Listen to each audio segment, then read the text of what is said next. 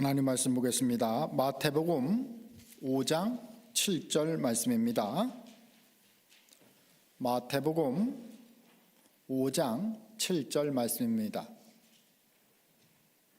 한 목소리로 합독하도록 하겠습니다. 시작. 긍휼히 여기는 자는 복이 있나니 그들이 긍휼히 여김을 받을 것이며. 아멘. 우리 옆에 분들, 뒤에 분들 인사 나눕니다. 잘 오셨습니다. 보고 싶었습니다. 사랑합니다. 잘 오셨습니다. 보고 싶었습니다. 사랑합니다. 우리 옆에 분들과 다시 한번 인사 나눌까요? 긍휼이 많아 보이십니다. 긍휼이 많아 보이십니다.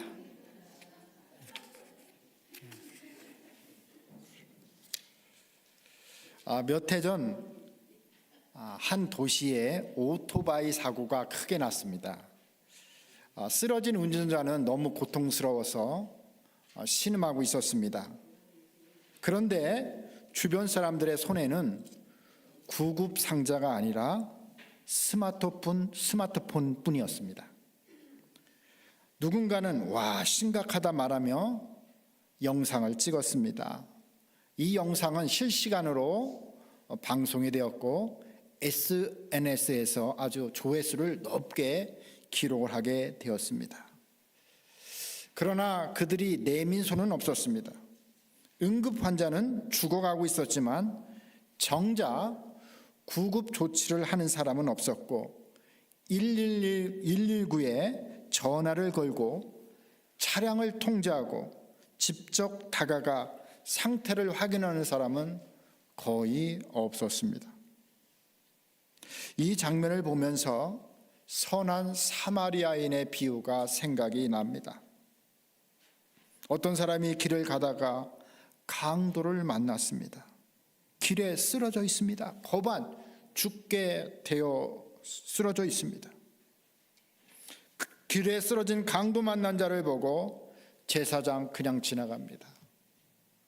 레인도 그냥 지나갑니다. 이 사마리아인은 그냥 지나칠 수가 없었습니다. 멈춰 서서 다가가서 상처를 싸매주고 여관으로 데려갔습니다. 이 사마리아인은 촬영하지 않았습니다. 그는 다가갔고 행동으로 옮겼습니다. 오늘날 타인의 눈물은 콘텐츠가 되고 사고의 현장은 영상이 되고 고통은 조회수가 늘어납니다. 그러나 구경은 생명을 살리지 못합니다. 촬영은 상처를 싸매지 못합니다. 긍휼은 느낌이 아니라 다가가는 것이며 말이 아니라 멈추는 것입니다. 촬영이 아니라 손을 내미는 것입니다. 진정한 긍휼은 보고 끝나는 것이 아니라 발걸음을 옮겨 손을 내밀어 행동으로 나타날 때 완성이 되는 것입니다. 예수님 당시 시대, 로마가 지배하는 시대입니다. 힘이 지배하는 시대입니다. 로마의 원형 경기장에서 사나운 맹수들을 굶겨놓습니다. 그리고 노예나 소외된 사람을 강제로 그 로마의 원형 경기장에 넣었습니다. 그러면 이 굶주린 맹수들이 달려들어서 온몸을 찢습니다. 그리고 죽어가는 것을 사람들이 구경을 합니다. 그런가 하면 검투사들이 서로 싸우다가 온몸이 찢기고 눈알이 튀어나오고 팔다리가 끊기고 목이 떨어져 나가고 온몸이 피로 만신창이가 되었는데도 불구하고 그들은 먹고 마시며 연회를 열면서 낄낄거리면서 즐깁니다. 어떻게 보면 도대체 인간으로는 있을 수 없는 일이잖아요. 긍휼이라고는 전혀 찾아볼 수 없는 이 시대입니다. 이 시대의 사도 속에 예수님이 오늘 본문 5장 7절에서 이 말씀을 하십니다. 우리 한번 5장 7절을 다 같이 다시 한번 읽어볼까요? 시작. 긍휼히 여기는 자는 복이 있나니 그들이 긍휼히 여김을 받을 것이며. 이 시대 사조 속에 긍휼히 여기는 자는 복이 있나니 그들이 긍휼히 여김을 받을 것이며, 전혀 긍휼이 없는 시대에 오늘 예수님께서 긍휼을 말씀하고 계십니다. 이 말씀을 가만히 보면 타인에게 긍휼을 베풀면 복을 받는다라는 의미로 들려질 수가 있습니다. 그러나 현대를 살아가는 사람들에게 긍휼이 긍휼로 돌아오지 않는 시대가 되어 버렸습니다. 우리나라 속담에 가는 말이 고와야 오는 말이 곱다라는 말이 있습니다. 그런데 이 말은 옛말이 되어버린 것 같습니다. 자신의 잘못을 깨닫지 못하는 사람에게 누군가 다가가서 온유하고 부드럽게 이야기를 합니다. 그러나 스스로 잘못을 인정하지 못하는 사람은 그 말을 권면으로 듣지 못합니다. 오히려 상대가 조용히 말하는 것을 자신에게 숙이고 들어오는 것으로 오해를 합니다. 자신의 잘못을 보지 못한 채 상대가 잘못됐다고 생각하며 오히려 큰 소리를 치게 됩니다. 그래서 현대는 이런 말이 유행을 하고 있대요. 가는 말이 고우면 얕본다. 그리고 3번 참으면 호구된다. 참 우스운 말이고 말도 안 되는 말이잖아요. 그런데 유행어가 돼버렸어요. 이러한 시대가 되었어요. 이러한 현실을 생각하면 참 마음이 아프고 씁쓸합니다. 사람들은 외쳐요. 세상 사람들은 외칩니다. 눈은 눈으로, 이는 이로. 그래서 사람들이 그래요. 하나님께서도 눈은 눈으로, 이는 이로 했으니까 우리가 받은 만큼 돌려주는 거 하나님 말씀 아니냐라고 외칩니다. 그런 사상으로 팽배해 있는 것이 오늘날 이 세상입니다. 당한 만큼 갚는다.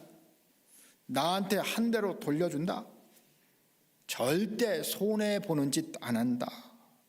그런데 출애굽기 21장 24절에 있는 말씀, 눈은 눈으로, 이는 이로, 이 말은요, 사실은요, 보복을 허락하시는 말씀이 아니에요.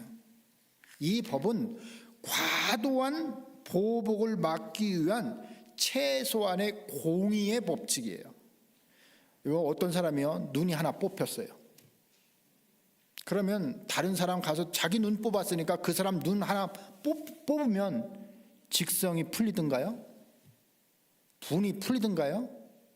어떤 사람이 나를 때려서 이빨이 하나 빠졌어. 그러면 그 사람 가가지고 한 대 때려가지고 이빨 하나 뽑는 거로 직성이 풀리고 분이 풀립니까? 내 눈이 하나 뽑혔으면 두 눈 다 뽑아도 직성이 안 풀려요. 이 하나 빠졌어요. 이 다 뽑아도 직성이 안 풀려요. 그래서 사람을 죽이는 거예요. 이 법은 그 이상 갚지 말라. 복수를 학대하지 말라. 그러니까 인간을 보호하기 위한 법이에요. 사랑의 법입니다. 최소한의 정의의 법이었던 것이죠. 그런데 사람들은 이 말씀을요, 복수의 정당화로 사용을 했다는 것입니다. 예수님은 산상수훈에서 이런 말씀을 하고 계십니다. 마태복음 5장 39절에 보면 예수님께서 이 말씀을 하셨습니다. 나는 너희에게 이르노니 악한 자를 대적하지 말라. 누구든지 내 오른뺨을 치거든 왼편도 돌려대며. 참 은혜로운 말씀이잖아요. 악한 자가 내 오른뺨을 치거든 왼뺨도 돌려대라. 어떤 부인이요, 남편에게 막 사정없이 구타를 당하고 있었습니다. 근데 갑자기 오늘 이 말씀이 생각나더래요. 예수님의 말씀. 오른뺨을 때리거든, 원수가 오른뺨을 때리거든 왼뺨도 돌려대라. 그래서 막 때리는 그 남편을 향해서 왼뺨도 이렇게 돌려댔대요. 때리라고. 그랬더니 남편이 대든다고 더 화가 나가지고 막 사정없이 때려가지고 이 부인이 눈팅이가 밤팅이가 되었다는 말이 있습니다. 이 왼뺨을 돌려대라는 말은 나는 당신과 같은 방식으로 반응하지 않겠습니다. 보복하지 말라는 의미예요. 비폭력적 재앙의 태도입니다. 저항의 태도예요. 예수님의 말씀은 그래요. 왼뺨을 돌려대라는 말은 보복의 원리 자체를 넘어가라는 말씀이에요. 눈은 눈으로 이가 아니라 그 보복의 원리를 완전히 넘어서는 삶, 받은 만큼 갚는 삶에서 받지 못해도 사랑하는 삶을 살아가야 된다. 이 말씀을 예수님께서 하시고 계신 거예요. 그러면서 우리가 황금률로 여겨지는 마태복음 7장 12절에서 이런 말씀을 하고 있어요. 그러므로 무엇이든지 남에게 대접을 받고자 하는 대로 너희도 남을 대접하라. 이것이 율법이요 선지자이니라. 이 말씀을 대접을 받으려면 대접하라, 거래를 하라는 말씀이 아닙니다.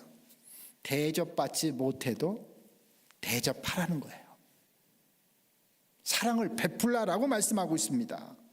왜냐하면 하나님의 나라는 상대의 태도에 의해서 움직이지 않기 때문입니다. 세상은 항상 우리에게 말해요. 돌려준 만큼 돌려줘라. 그러나 하나님은 그렇게 하지 않으셨어요. 우리 하나님은 눈에는 눈, 이는 이로 우리에게 대접하시지 않으셨어요. 우리가 죄를 지었어요.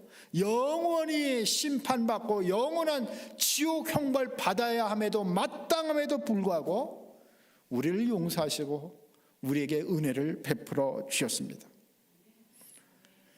우리는 주님을 십자가에 못 박였습니다. 우리가 받아야 할 그 심판의 자리에 예수님이 심판을 받으셨습니다. 우리 하나님은 보복으로 응하지 않으셨습니다. 십자가의 긍휼과 사랑으로 우리에게 먼저 다가오시고 그분이 행동하셨습니다. 우리 믿음의 사람들은 예수님이 하신 말씀처럼 긍휼히 여겨야 한다는 것을 압니다. 그러나 긍휼이 없는 시대를 살아가고 있는 여러분들 얼마나 힘들겠어요. 긍휼히 여겼는데 자신에게 돌아오는 것은 격려와 칭찬이 아닙니다. 핍박이고 조롱이고 비난으로 돌아옵니다. 왜 그렇게까지 하는 거야? 괜히 나섰다가 손해보는 거 아니야? 당신 이용당하는 거 몰라? 이런 말을 들을 때 많이 힘들고 때로는 억울할 때가 있을 것입니다. 그러면서도 예수님께서 우리에게 긍휼을 보여주셨는데 긍휼히 여기는 사람이 되어야지 입술로는 수없이 되뇌이고 반복해서 읊조리게 됩니다. 우리는 예수님께서 가신 길을 압니다. 예수님도 우리에게 긍휼을 베푸셨지만 돌아온 것은 박수갈채가 아니었습니다. 조롱이었고 침뱉음이었고 십자가였습니다. 그처럼 세상은 긍휼히 여기는 자를 인정하지 않아요. 인정하지 않는 것까지는 그래도 괜찮아요. 그런데 업신여기고 조롱한다는 거예요. 그렇다면 오늘 본문처럼 긍휼을 베풀면, 자비를 베풀면 당신도 복을 받을 것이다? 이런 의미는 아닐 것입니다. 이 긍휼이라는 말은 어디에서 나온 것일까요? 그 근원은 하나님으로부터 헤세드, 히브리어로 헤세드, 하나님으로부터 나온 거예요. 이 헤세드의 의미는 은혜라는 말이 있는데요, 자비하고 긍휼이 있고 은혜를 의미하는 단어입니다. 이 헤세드, 인애는요, 자비와 긍휼을 베풀만 해서 자비와 긍휼과 은혜를 베푸는 게 아니에요. 전혀 긍휼을, 인애를 베풀지 않음에도 불구하고, 의무가 없음에도 불구하고, 조건이 없음에도 불구하고 아무 조건 없이 베푸는 것, 헌신하고 충성하는 것이 헤세드, 바로 인애입니다. 그래서 이 인애는 사람의 성품이 아닙니다. 하나님의 성품이에요. 진정한 이 긍휼과 인애는 사람이 할 수 있는 게 아닙니다. 하나님만이 할 수 있는 거예요. 아브라함과 하나님의 언약을 맺게 됐잖아요. 하나님이 아브라함을 부르실 때 창세기 12장에서 이 말씀을 하십니다. 너는 너의 본토 친척 아버지 집을 떠나 내가 내게 지시할 땅으로 가라. 내가 너로 큰 민족을 이루고 내게 복을 주어 내 이름을 창대케 하리라. 너는 복의 근원이 될지라. 이 약속의 말씀 붙들고 아브라함은 갈 바를 알지 못했지만 믿음으로 자기의 정든 고향을 떠나게 됩니다. 근데 10년이 넘었어요. 그런데 심히 내 자손을 창대케 하겠다 했는데 10년이 지났는데도 자식이 없는 거예요. 아무런 응답이 없자 아브라함이 흔들리기 시작합니다. 갈등이 생기게 됩니다. 두려워하게 됩니다. 근심하고 걱정하게 되고 하나님의 약속에 대한 의심이 생기게 됩니다. 그 두려워하는 시간에 하나님이 아브라함에게 창세기 15장에서 나타나십니다. 이후에 여호와의 말씀이 환상 중에 아브라함에게 임하여 이르시되 아브라함아 두려워하지 말라. 나는 내 방패여 너의 지극히 큰 상급이니라. 아브라함아 두려워하지 말라. 나는 내 방패다. 너의 큰 상급이시다 라고 하면서 위로하십니다. 그런데도 불구하고 아브라함은 큰 위로가 되지 않았던 것 같아요. 아브라함은 여전히 의심을 하게 됩니다. 그러니까 하나님께서 이 아브라함을 바깥으로 이끌어 가십니다. 그러면서 하늘을 우러러보라. 저 무뼈를 보라. 내가 셀 수 있느냐? 저 바다를 보라. 저 바다의 모래알을 내가 볼 수 있느냐? 너희 자손이 저 하늘의 별과 같이 모래알 같이 넘치게 될 것이다. 심히 창대할 것이다. 너희 자손이 이와 같을 것이다 라고 위로를 주시고 힘을 주십니다. 그런데도 이 아브라함이 믿지 못하는 거예요. 의심이 생기게 되고 계속 마음속에 두려움과 근심과 걱정이 생기게 되었던 것입니다. 그때 하나님께서 아브라함에게 말씀하십니다. 3년 된 암소와 3년 된 순양과 비둘기와 집비둘기 새끼를 가져오라. 그리고 그것을 반으로 탁 쪼개라 라고 말씀하십니다. 그리고 그 쪼갠 것을 마주보게 하라 하십니다. 그 당시요 고대 근동 사회에서는 그 언약 당사자들이 쌍방이 그 언약을 할 때, 조약을 하고 계약을 할 때요 짐승을 가져오게 합니다. 그래서 그 짐승을 반으로 딱 쪼개요. 그리고 양쪽에 마주보게 합니다. 그리고 언약 당사자 쌍방이 그 짐승 쪼갠 사이를 지나가게 했습니다. 이 짐승을 쪼개고 그 언약 당사자들이 지나간다는 것은 무엇을 의미하냐면은, 만약에 우리가 지금 언약을 하고 조약을 했는데 만약에 약속을 어겼을 때 이 짐승처럼 우리가 쪼갰을 당하고 죽게 된다. 아주 엄숙한 언약의 그런 조약이었던 것을 볼 수가 있습니다. 지금 아브라함과 하나님이 언약을 맺게 됩니다. 짐승을 쪼갰어요. 그 언약의 당사자가 지나가야 되는데 아브라함은 지나가지 않습니다. 대신 바로 횃불이 그 짐승 쪼갠 사이를 지나가게 됩니다. 이 횃불은 하나님의 불입니다. 그러니까 다시 말하면 하나님이 그 짐승 쪼갠 사이를 지나가고 아브라함은 그 쪼갠 사이를 지나가지 않습니다. 그러면 이 약속을 하고요, 아브라함과 그 후손들이 하나님과 약속하고 그 약속을 지켰나요? 아닙니다. 아브라함의 자손과 이스라엘 백성들은 끊임없이 불순종했습니다. 약속을 지키지 않았어요. 그러면 약속대로 한다면은 그 짐승처럼 마땅히 죽어야만 합니다. 죽는 것이 바로 공의예요. 약속을 지키는 거예요. 아브라함과 하나님의 조약에서도요, 아브라함 자신은 그 약속 자체를 지킬 수 없다는 것을 압니다. 그 언약은 인간의 능력에 달려있는 것이 약속이 아닙니다.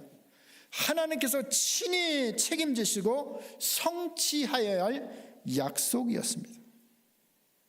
하나님은 그 약속을 지키지 못하고 죄를 범한 우리를 위해서 바로 예수님이 오신 거예요.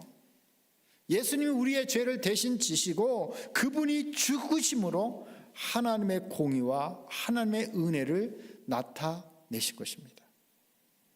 여러분, 이 언약궤의 뚜껑을요, 속죄소라고도 하고 시은자라고도 합니다. 사람이 죄를 범하잖아요. 구약시대에 보면 이 언약궤 속죄소의 뚜껑에 그 짐승의 피를 붓습니다. 그러면 그 언약궤 뚜껑을 통해서 그 안으로, 언약궤 속으로 그 피가 흘러서 막 넘치게 됩니다. 그 짐승의 피로 인해서 인간의 모든 죄가 깨끗하게 되죠. 바로 이 짐승이 죽는다는 것은 바로 심판을 받는 거예요. 죄에 대한 심판을 받는 것이죠. 동시에 그 언약궤의 뚜껑을 시은자라고 불렸습니다. 바로 그 짐승은 나의 죄를 위해서 온갖 피를 다 흘리고 죽지만은 바로 그 짐승이 죽음으로 시은자, 하나님의 은혜가 베풀어지는 바로 그 장소, 하나님의 은혜로 우리가 구원받고 은혜 받는 것이죠. 죄사함 받고 긍휼함이 베풀어지는 것이 바로 시은자입니다. 이처럼 예수님이 우리 죄를 위해서 대신 죽으심으로 하나님의 공의가 실현되었습니다. 동시에 우리 예수님께서 우리를 긍휼히 여겨주셔서 우리를 위해서 피 흘리시고 죽으심으로 예수 그리스도의 피로 말미암아 우리가 긍휼함을 입어 은혜를 입어 구원을 얻게 된 것입니다. 이처럼 긍휼은 하나님의 속성이에요. 인간의 속성이 아닙니다. 긍휼은 하나님의 긍휼을 받은 사람에게서 자연스럽게 흘러나오는 것입니다. 우리가 예배 드리면서 당신은 긍휼함이 많은 사람 같습니다. 이거 정말 큰 은혜예요. 하나님으로부터 긍휼을 받은 사람만이 긍휼을 베풀 수가 있는 것입니다. 하나님의 긍휼하심을 입지 못한 사람은 긍휼을 베풀 수가 없습니다. 자신이 노력해서 긍휼히 여김을 긍휼함을 받는 사람이 될까요? 긍휼한 사람이 될 수 있을까요? 긍휼을 입은 사람만이 긍휼을 베풀 수가 있는 것입니다. 그러므로 남을 긍휼히 여기는 사람은 하나님의 긍휼을 입은 사람입니다. 1만 달란트 탕감받은 사람이 있어요. 이 사람은 너무너무 감격해서 하나님의 놀라운 긍휼을 입었기 때문에 감사해서 내가 주는 것을 주는 거예요. 내가 주면서도 1만 달란트를 탕감받았기 때문에 내가 주는 것은 너무 작은 것이다, 사소한 것이라, 그런 생각을 하게 됩니다. 이런 사람이 긍휼을 입은 사람이고 복받은 사람이고 긍휼을 베푸게 되는 것입니다. 우리는 긍휼이라는 것을 이런 생각을 해요. 많이 아프고 헐벗고 굶주린 사람, 막 아파하는 사람을 볼 때 그런 긍휼한 마음이 생기는 감정이, 그러니까 아픈 사람을 보면 긍휼한 감정이 생긴다고 생각을 해요. 그러나 참된 긍휼은 그렇습니다. 상황에서 비롯되는 게 아니에요. 긍휼히 여기는 사람의 마음에서 시작되는 것이 긍휼이에요. 예를 든다면요, 어떤 사람이 매우 추운 날에요, 속옷만 입고 있어요. 벌벌 떨면서 죽어가면서 먹을 거와 입을 것을 달라고 합시다. 많은 사람들이 야, 참 불쌍하다. 이 엄동설안에 저 사람 떨다가 굶어 죽겠다, 얼어 죽겠다. 불쌍한 생각이 들어서 그 사람에게 입을 것도 주고 먹을 것도 주게 됩니다. 그러나 어떤 사람은 이런 생각을 할 수 있어요. 저렇게 젊어가지고 사지가 건장한 사람이, 멀쩡한 사람이 왜 저러고 있어? 저 고생 좀 더 해야 되겠네. 아직 덜 고생했네. 또 예를 들자면 어느 날 자기 아내가 계단을 올라가면서 아이고 왜 이렇게 더 막 헉헉거리고 있어요? 왜 이렇게 힘들어? 그러면 남편이 하는 말이 뭐예요? 살 좀 빼. 그러니까 그렇게 비대해서 덥고 힘들지. 살 빼, 살 빼. 이럴 수도 있지만 여기 계신 믿음의 남편들은 여보, 당신 얼마나 힘들고 어려웠으면 스트레스 받아서 그렇게 먹어서 배가 남산처럼 그렇게 변했어. 살이 쪘어. 내가 잘해주지 못해서 미안하오. 여기 남편은 다 그럴 거예요. 예전하고 시대가 많이 변했습니다. 예전에는요, 배가 나오고 이 살이 찌면은요, 복부인들, 남편이 너무 잘해줬어. 또 옛날에 보면 뭐 70년대, 80년대까지만 그래요. 사장님들 배가 이렇게 나왔잖아요. 그런데 요새 부자들은요, 피부가 탱탱하고요, 날씬해요. 오히려 살이 찐 사람은 가난하다 보니까 이 건강식을 먹지 못하시고 패스트푸드나 정크푸드를 많이 드시다 보니까 이가 배가 나오고 살이 나오는 거예요. 뭐 피트니스 갈 수 있는 시간이 없는 거예요. 여러분, 남편들이요, 부인이 배가 나오면 불쌍히 여기시기를 바랍니다. 남편이 배 나오면 불쌍히 여기시기를 바랍니다. 건강 푸드 먹을 시간이 없는 거예요.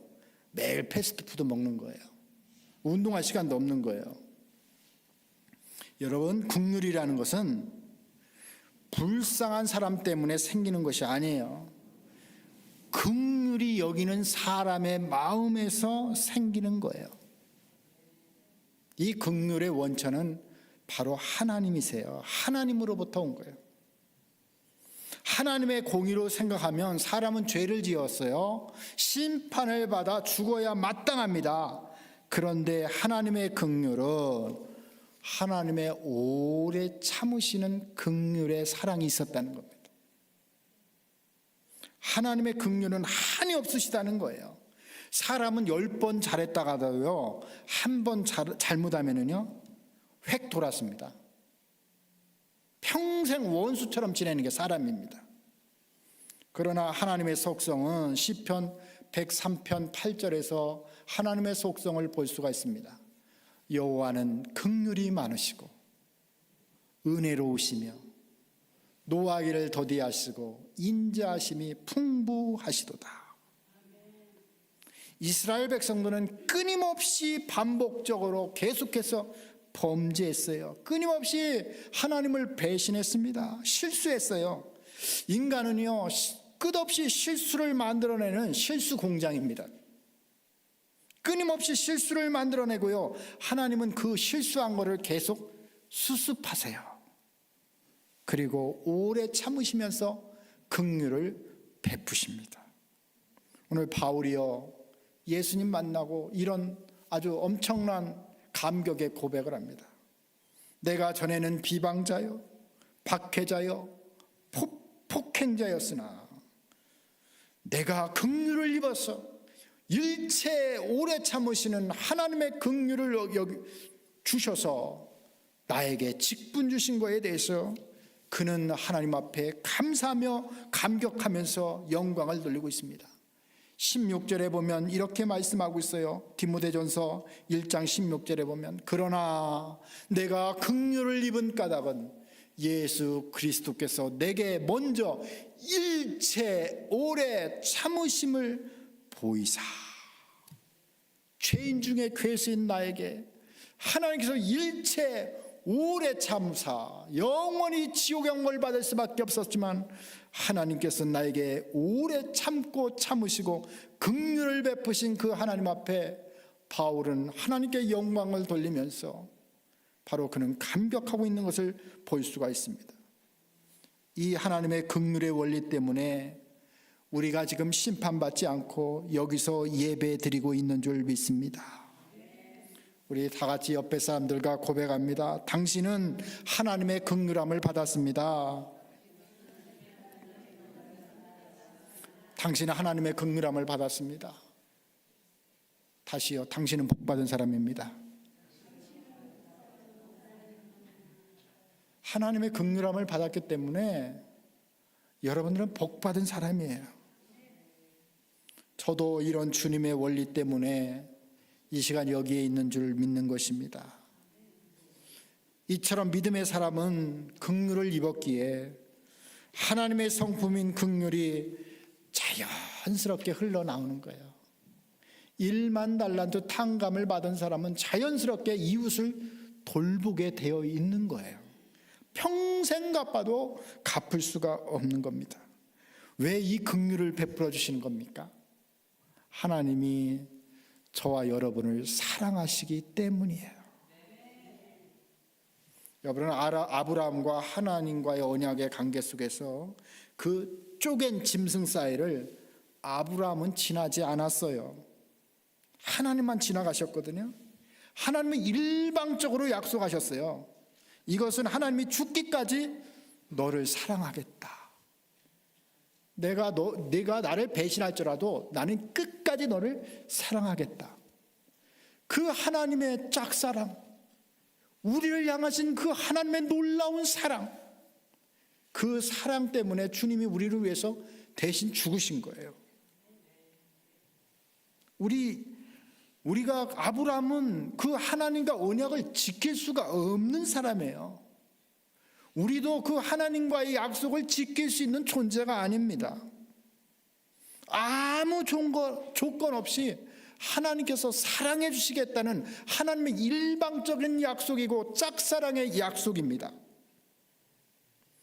예수님의 사역의 원동력도 이 불쌍히 여기는 마음이 있었어요.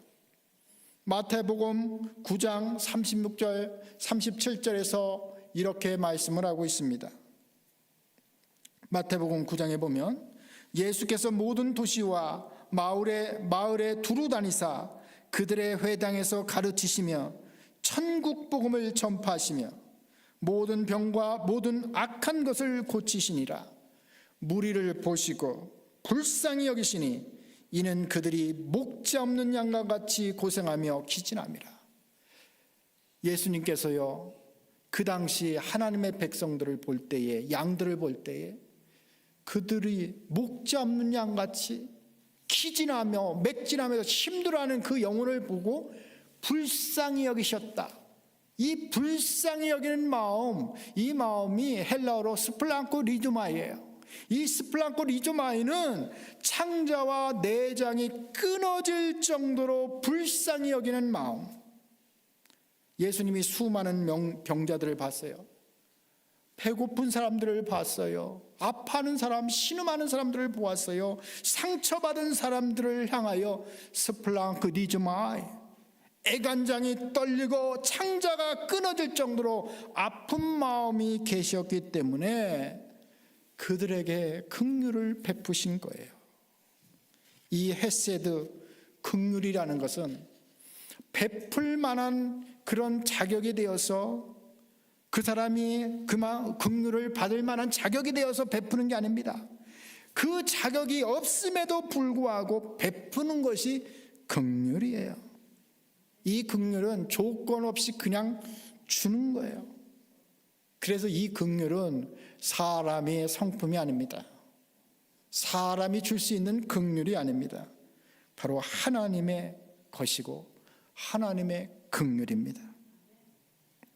여러분, 선한 사마리아인의 비유에서 어떤 사람이 예루살렘에서 여리고로 넘어가다가 강도를 만납니다. 옷벗김을 당하고 매를 맞아가지고 거반 죽게 되어 쓰러져 있습니다. 제사장이 그 길로 지나가다가 그냥 보고 피해 지나갑니다. 레인도 그냥 보고 지나갑니다. 여러분, 제사장과 레인이 그냥 지나쳤다고 우리가 그 사람을 정죄할 수 있습니까? 우리 모습을 보자고요. 강도 만난 사람 잘못 도와줬다가 자신도 크게 당할 수 있습니다. 그렇잖아요. 지금 고통당하는 막 깡패한테 맞고 있는 사람 있어요. 여러분, 선뜻 나서가지고 그 사람 도와줄 수 있어요? 그 누구도 이 강도 만난 사람 보고 지나쳤다고 해서 우리가 정죄할 수 없는 겁니다. 그리고요, 그 사람 도와줘야 하면 자신의 주머니에서 돈이 나가야 돼요. 자신이 타고 가던 그 낙이 대신 그 사람 태워주면 자기는 걸어가야 돼요. 다리 아프고 힘들어요.